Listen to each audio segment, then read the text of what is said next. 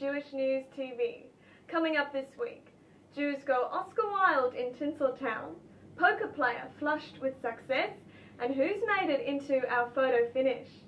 But first, the big story of the week. As the academic year gets underway, Jewish educators are warning parents not to focus too much on the NAPLAN reading and writing results. While students performed above average in some schools, in others they fell short. Teachers say the results don't give a fully rounded picture of the education kids are receiving. Meanwhile, pupils flocked back to the classroom this week after the end of the holidays, and Principal of Sydney's Emmanuel School, Anne Hastings, says there's a real buzz. Oh, look, I am so excited today. You only have to be here to feel the buzz of the students coming in through the gate. They are so excited to be back at school. You can see our full back to school video report by clicking on the link at jewishnews.net.au. Now, if you thought bullying ends in the playground, think again. Jewish leaders are accusing Arab states of playing dirty over Australia's bid for a UN Security Council seat. With more, here's our international editor, Aaron Shapiro. Thanks, Lexi. This week's top world story takes us to the United Nations, where it was announced that Israel would be allowed to join the so-called JUSCAN's UN subgroup. This development may facilitate Israel's inclusion in the Human Rights Council. Also this week, Arab nations are threatening to thwart Australian efforts to join the Security Council unless Canberra rethinks its policies towards Israel. Australia insists that its policies are not subject to coercion. Back to you, Lexi. Showbiz news now, and there were gongs for songs when the Grammy Awards were announced. Hitting the high note, Leonard Cohen and Andre Previn scooped Lifetime Achievement Awards.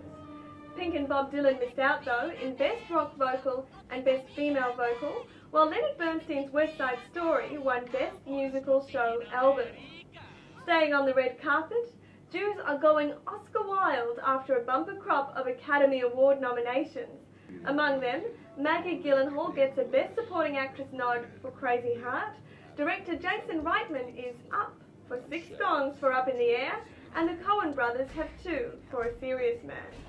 From high stakes in Tinseltown to high stakes on the card table, a young Jewish poker player has just scooped a $2 million pot. With more, here's our ace of the pack, David Weiner. Thanks, Lexi. We're all in after 23-year-old Tyron Cross took the plunge of his life when, after a final glance at his King of Spades and 9 of Diamonds, he announced he was all in a heads-up game to decide the Aussie Millions champion. The prize? A cool $2 million. The university graduate stunned everyone to win the biggest tournament in the Southern Hemisphere, and he told the AJN it still just doesn't feel real.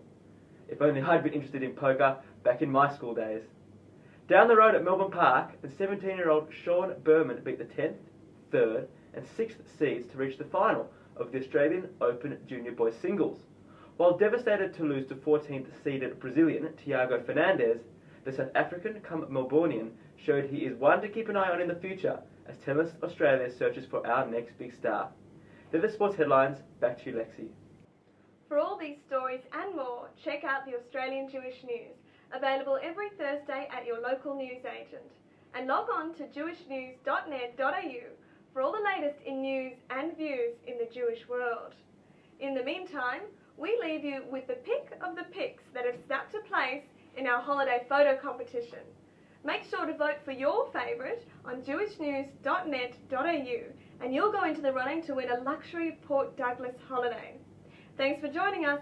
I'm Lexi Landsman, and this is Jewish News TV.